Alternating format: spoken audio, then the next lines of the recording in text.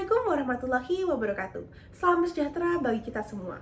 Hai semuanya, saya Salsa dan pada kesempatan kali ini saya akan membahas mengenai hal yang berkaitan dengan menjaga kebersihan lingkungan, yaitu pemilahan sampah. Seperti yang kita ketahui, sampah adalah hasil limbah ataupun sisa dari kegiatan manusia, baik dari rumah tangga, kantor, maupun industri. Berdasarkan data Kementerian Lingkungan Hidup dan Kehutanan, Indonesia, negara kita, menghasilkan 175.000 sampah perharinya ataupun setara dengan 64-68 juta ton sampah per tahunnya. Kebanyakan dari sampah yang ditemukan di tempat pembuangan akhir berupa sisa-sisa makanan, sampah plastik, sampah kertas, kayu, logam, kaca, dan masih banyak yang lainnya.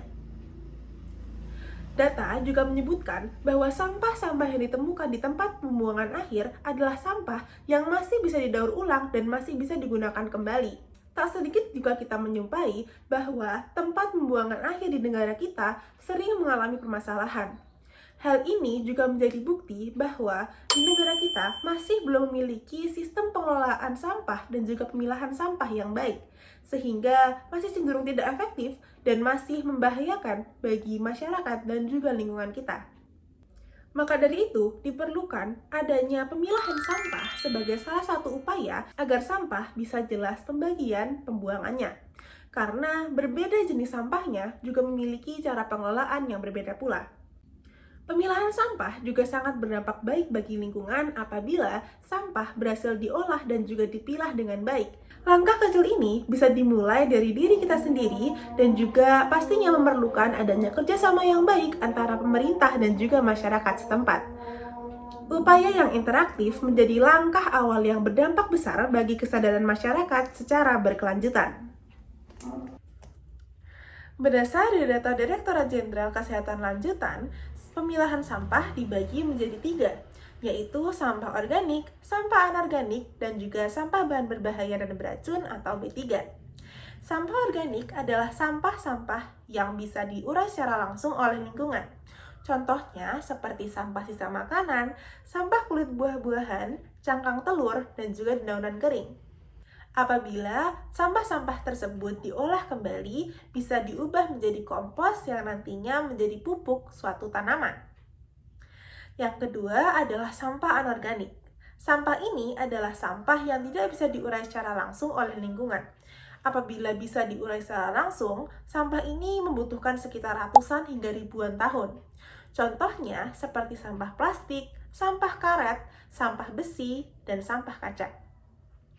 Yang berikutnya adalah sampah bahan berbahaya dan beracun atau B3. Sampah-sampah ini berasal dari bahan-bahan kimia.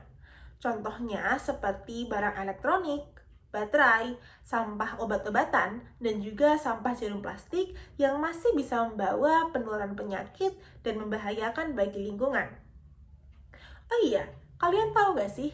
Ada salah satu grup yang berasal dari Bandung berisikan 5 orang pemuda yang aktif membagikan kegiatan mereka melalui sosial media seperti TikTok dan juga Instagram. Mereka membagikan kegiatan tentang menjaga kebersihan lingkungan. Ya, yaitu Pandawara.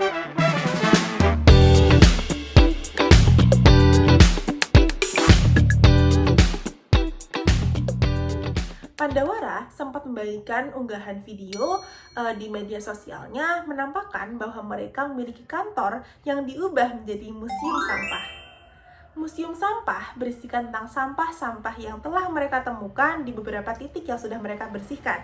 Mereka juga mengenalkan adanya sistem pemilahan sampah yang dikenalkan dengan miniatur yang dipamerkan di museum sampah. Sehingga para pengunjung dari museum tersebut bisa langsung mencoba memilah sampah sesuai dengan jenisnya.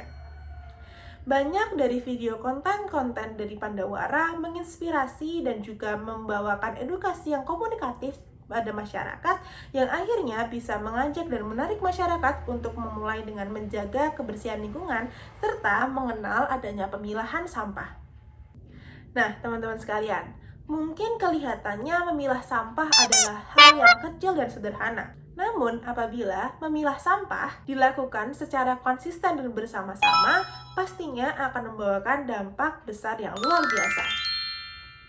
Meskipun kita tidak bisa langsung menyelesaikan permasalahan lingkungan secara besar, namun hal ini bisa dimulai dari diri, hati, dan juga lingkungan kita sendiri. Jadi, mari kita mulai dari hal kecil hari ini, karena langkah kecil yang kita lakukan akan membawa perubahan besar yang akan berdampak bagi masa depan. Sekian dari apa yang bisa saya sampaikan. Mohon maaf bila ada kesalahan. Wassalamualaikum warahmatullahi wabarakatuh.